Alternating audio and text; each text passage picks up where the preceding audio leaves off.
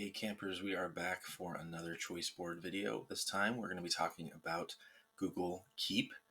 This is probably the best kept secret in all the Google spheres. So many people don't know about this or realize that it's right there at your fingertips in so many other Google apps.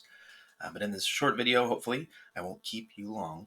We're going to talk about how to create and manage notes or lists, some of the tools and features within the tool, and how to also insert images and drawings into your notes. So let's get going here. First of all, to access Google Keep, let me show you where it's hiding in plain sight. So in any other Google tool, it is just sitting right here on the right side within this bar. Now, if you do not see this bar, chances are it's closed. So you just need to find this little pop-out arrow in the bottom right corner of any of your tools. And if you hover over it, it says Show Side Panel. So if you open the side panel, you'll now see that you have access to see a smaller version of your Google Calendar. You've got Google Keep, Tasks, Contacts, and other things, depending on which app you are in. It is also located there when you are in Drive, when you are in Gmail. It's always sitting right there waiting for you to take a quick note. So if you are a big fan of Post-it notes and you've got them all over your desks, similar to what I have here, you can digitize that Post-it note pile because the worst thing is if you've got all these important to-dos written on a sticky note and you've got it in a different location than where you currently are and you're trying to work on those to-dos, it's really hard to try to remember what you had written down. Whereas with Google Keep, you can keep it wherever you are. So as long as you've got a device that you can get to, you can do it on your phone, you can do it on your laptop, but it keeps it all nice and neat for you. See, I keep using the word keep. It's the buzzword for this video. All right, so when you're within slides, if you just pop open that side panel, and I'll move myself out of the way, thank you. There we go. You'll see at the very top here, it has the ability to take a note. If you click on the checkbox, though, it's going to give you a to-do list where you can check off those items as you do it. And you'll notice, too, that if you open a Keep Note in a tool like this in Slides, it's automatically linking whatever the file is that you're in to the Keep Note. So if I was taking notes on this slide deck, so maybe get busy designing the slides for this session. So there you go. And then when I'm done, I can check it off the list. I can also add a title.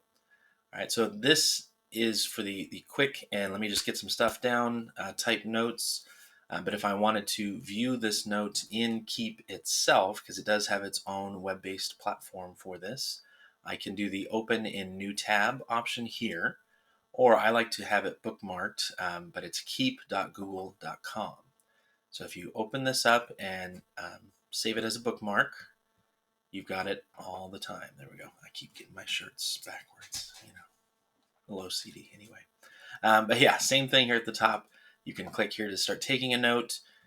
You can also click the checkbox to make a new list.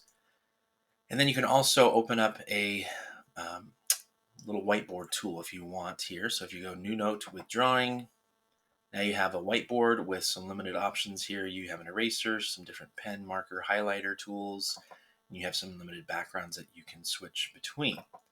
These are great on a touchscreen Chromebook if you have that, or on a tablet. I don't know if they have a mobile app for iPads or for phone. Yeah, they have it for the phone, but a lot of it is kind of housed within, like I said, other Google tools.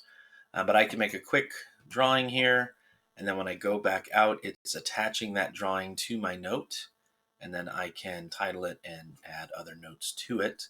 I can also pin my note so it stays here at the top. So you see here I've got my pin section, and then anything else that I deemed not so important is kind of layered in at the bottom. But you can add labels to your notes to keep them organized, similar to what you would do in Gmail, where you can click on quote unquote a folder to look at just those notes that were labeled with that label. All right, let's get back to our slides here just so I make sure we don't forget anything. But we're going to talk about, let's see here. So yeah, we can add a title, we can take notes, you can make it a checklist like this here. If you accidentally started the note before hitting the checkboxes, you can always go to the three dots here and then click Show Checkboxes to turn it into a list. All right, let's get into all of these little features along the bottom of a note. I'm going to show you here real quick what those look like. So when I take a note, notice all of these little tools along the bottom pop up. So let's talk about what each of those do. Okay, so the first one here is the little notification bell. This allows you to set a reminder based on a specific time or a specific place. I'll say that again. You can set a geographical reminder. So let's say I'm at school, I'm working away with the students. It's been a long, crazy day, and there's a few things that I know I need to do after work that are just nagging on my mind, distracting me from what I need to do with my students. So if I just open a Keep Note real quick on my phone or on my laptop, I can make that bulleted list of things I have to do. And then when I hit the Remind Me button, I can set it for a specific location. So if I do pick a place, I can type in my home address so that when I get home with my device, my cell phone, it's going to trigger a reminder to look at this Keep Note. So then I'm like, oh, yep, that's the things I needed to get done. Let me go ahead and get started. So that's awesome. That right there is worth the price of admission, and it's free, right? Because it's part of everything else. So that's the first one. Here's the Remind Me.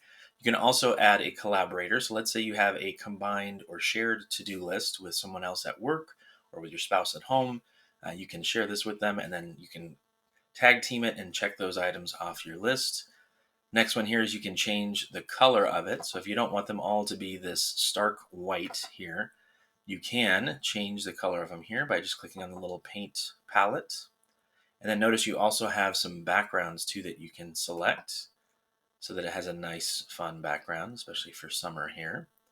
But then you can, assign certain colors based on labels too. So maybe all of my camp labels are this teal color, right? So you can get as organized as you want with it using the color coding.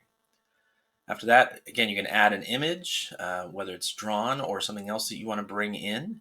You just have to click on the little image icon, and then whatever you have in your recents, let's say I want this really cool picture of this brain, I can add that in. And now it's at the top, almost like a banner for my note. So keeping that in mind, you can add your own custom banners. Let's say you make some that say each day of the week, or maybe it's each subject that you teach or each class period, so that you can stay organized with your to-dos for those specific different things. So, and it looks really cool too, right? Of course, with all these, you can just drag and drop to reorder them in terms of which ones you want to stay at the top of the stack.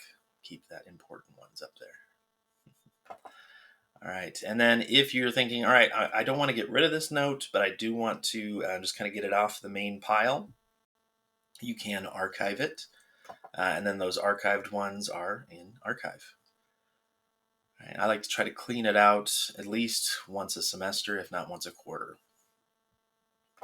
All right, almost done here. Last one here is, again, adding pictures. We kind of went over this already, but the limited whiteboard has those different tools. You can change the color as well as the thickness of the mark. And then, of course, you have the few different paper types that you can use. So that is pretty much it for Google Keep. I hope that you start using it and it becomes one of your favorite Google tools like it is mine. All right, we'll see you on the next video.